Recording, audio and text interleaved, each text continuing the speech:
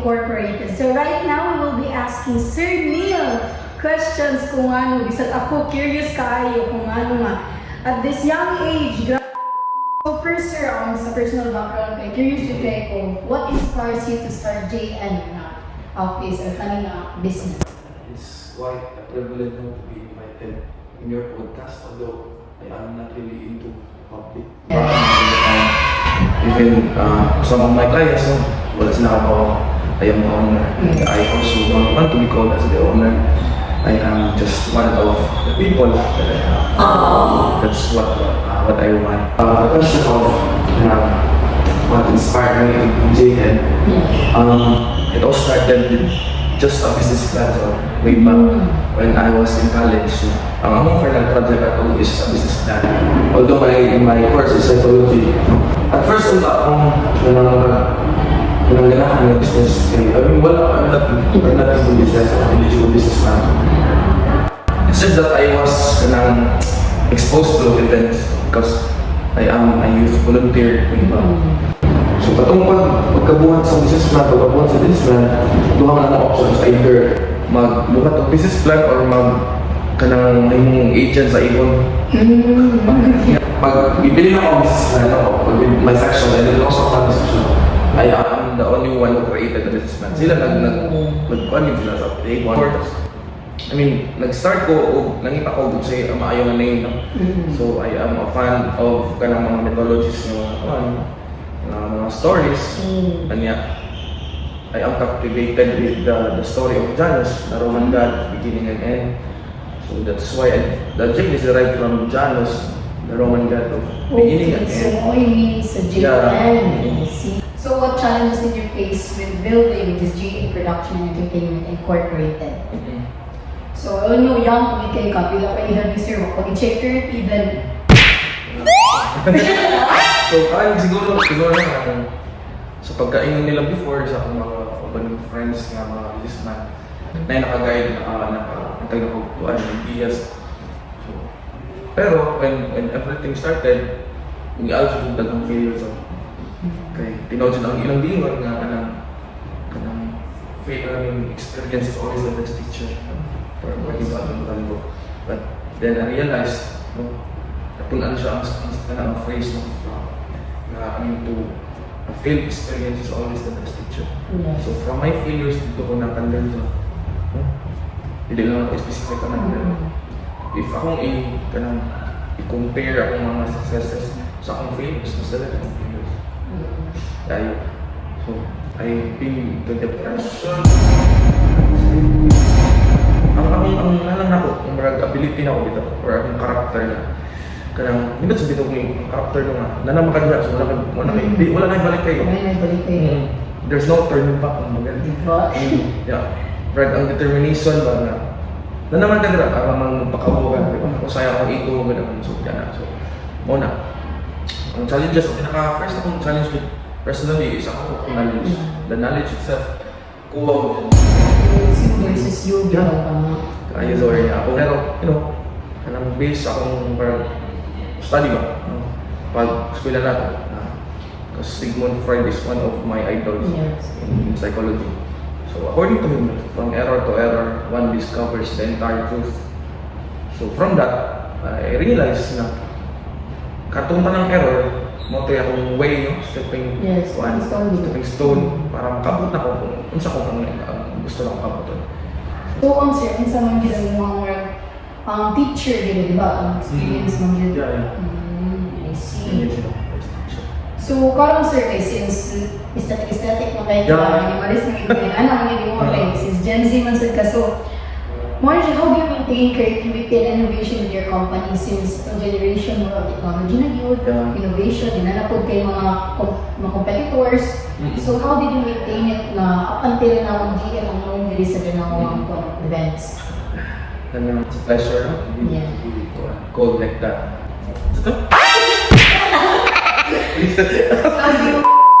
How do you maintain creativity and innovation? Creativity wala pa. Innovation zero na ako. I see mo before ko, while applying, si Sir, nag-watch na ako, explain siya na ako nga, he's planning to add more pag ka ng business. More problems. More problems. award since reason ko, pero I want to ganun ko makahibaw how the business works and how they earn money possibly. So I see how did he come up with that business? Yun sa niya pag well, kanang nag-plan siya to make another business, maintaining his current business at nakanihanin. Making events, sa weddings, sa modeling. According to Don Soyan, one of the best-selling author I've read, according to him that success is just 20% skill and 80% psychology. Basically, everything starts with your mind. It's all up to your mind how you process the things that you want. Start what I want to innovate. So, if para dili mahuli sa trend ang events, although entertainment is one of the most essential type of businesses right now, because first it's it's trendy. We could follow the trend. Second is we could also apply technology within. It's just that I want to expand. I want to venture out. I want to explore the different things. Sa kung muna, may it be ma-fail o successful na kaya part. So risky tayo ng business, pero mas nag-take risk dahil makakay ka, wala mo hinuha. So sir, na ako yung pangutangan which is kanina mo ginamang curious tayo.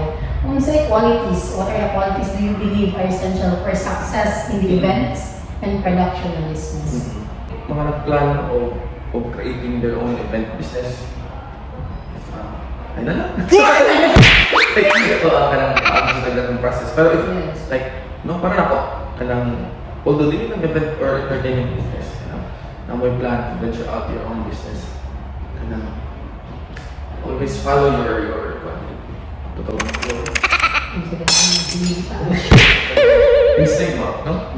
So, another advice lang siguro sa takong ingon is don't make money as your ultimate goal ba. So, in business mo, I realized before, sa pag-start ako, I thought everything is just about money. But then I realized that everything is about creating value and creating legacy. Yes. So once we create value, hindi sunod tayo. No? Yeah, just always remember na don't work for money. No? Let money works for you. Finish that word So young pagit si Sir Mila. Then how do you handle work and also life? Or how do you balance them in this industry, demanding industry na to? Answer ka na. So pag-balance diet, wala ka na. Sa life and business, kaya usanay mo ay pinaka-challenge ako. Because napod ko other responsibilities, obligations sa akong life, beyond business. Ang business magod mo kapan sa akong oras. No? Kanyang daghan kay kag naulawan dapat, daghan kay kag innovate daw. Because hindi ka ma-innovate as a businessman, unsa man ang isuldo sa mga people. No? Unsa man ang matang mga value sa mga people. Unsa man ang imong hatag na value sa mga clients. Dili ka mo. So a business, no, door is not just 8 hours, not just 12 hours, not just 24 hours. No, kanang every time of your life is needed, no, in business. That's why usahay, we have to sacrifice things. Usahay sacrifice ang atong other life, ang atong leisure, ang atong mga usahay, atong happiness. If you really want to become a business now, if you really want to do business, so sa pinakadako, natong challenge is sacrificing our happiness.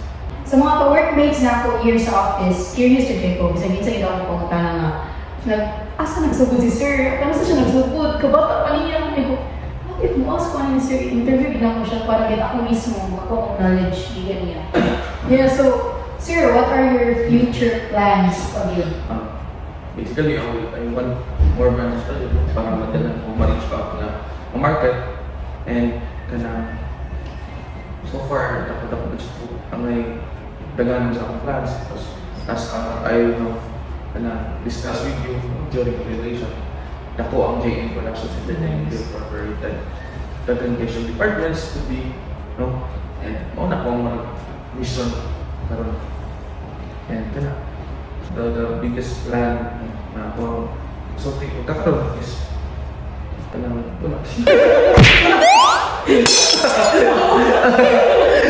serious na niya.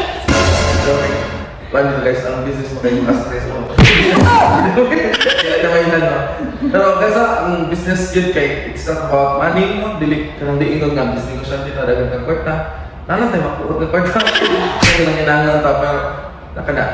Maybe you want to become an entrepreneur, I believe Zor wants to be. Or you want to become an employee, but it's just about kung ano dyan ka nang dahil dyan na kung marag purpose in life. Yes. Diba? Pero if you are into entrepreneurship, kailangan magkasabot kita na. Yes.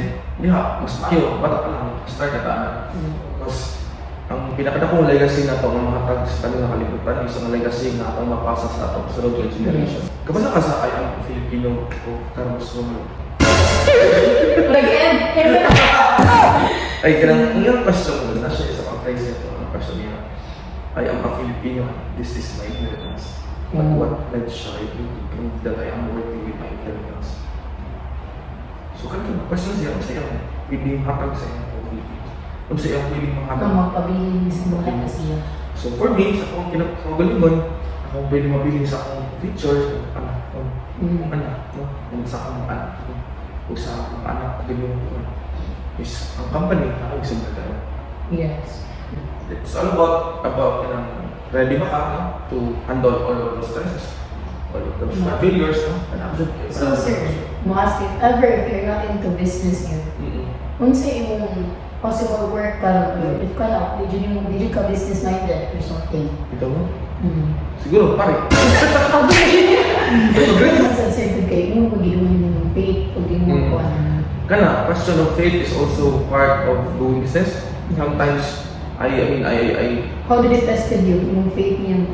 wala lang, bago lang dyan, Zor, no? Marag akong try ko siya strengthen akong faith because I can say nga, kailangan ko lang ito. No? Wala akong communication with God. Because of the, let's say, busy ako sa schedules. Yes. Yeah, sayang passion ako siya of my failures. But at the end of the day, I realized na it's all about Him. The glory must be unto Him. And it's also always up to Him if kanang guide na niya, enlighten na niya. So, kinahanglan siya naman itong faith sa bigas. Bitaw sir, it's really a pleasure yun na isabot ka sa podcast sa content na ako ang ask mo since bisan ako curious kay ko ano. Mo jud ako balance mo sa dalaw na siya event or kundi more something man event na mo talk about success journey. It's not really yung pwede mag-success journey kay success pag-ikay ka. Pero since nakita niyo kung sa namin role mo kayo ka nga, you're on the way to your successful journey. Thank you. Siguro, what we have, what I have right now is not really the success, but the success blueprint. Yes. I believe na nakakabon ako sa pattern Yes. sa success because I've been into different failures na. So, katong mga failures ko, pwede ito lang gamiton and pwede na ko i-improve pa. So sir, thank you kayo Thank you, sir. for being my guest karon. Kaya di ba siya una na ako mag-guest karon sa sige mo vlog lang sa social media. Looking forward no, for more Podcast Social and media. yes. So mga tanah pagita ni Sir Puhon kung saan pagkuhan ng events, so, like, sa Cebu. basic lang sa nagkaroon. Basic na sa nigyan dito mo pagin sa mga tao. So ganun po mga tanah from the viewers kung say possible questions inyo ni Sir. Okay. Next one. Balis mo na to. Entertainment. So sir, kung sa upcoming event nato karon Kuan, sa so- December. Speaking of- So, speaking of events, no, we will be conducting our Utopia Christmas Benefit Concert, no, this coming December 29 at the Now City Boardwalk, no, Our guest. Our guest. Artist. Yeah. Recently, si Shoti. It's nga Cookies, Cookies. And kanang Tickets. Pwede rin yung PM na ako. pwede lang Where's that? Resort, Facebook page. yeah, imit lang resort, pwede lang imit resort. Nasa na siya guys. So that's it. Thank you guys sir. And thank you guys for watching this podcast. Bye!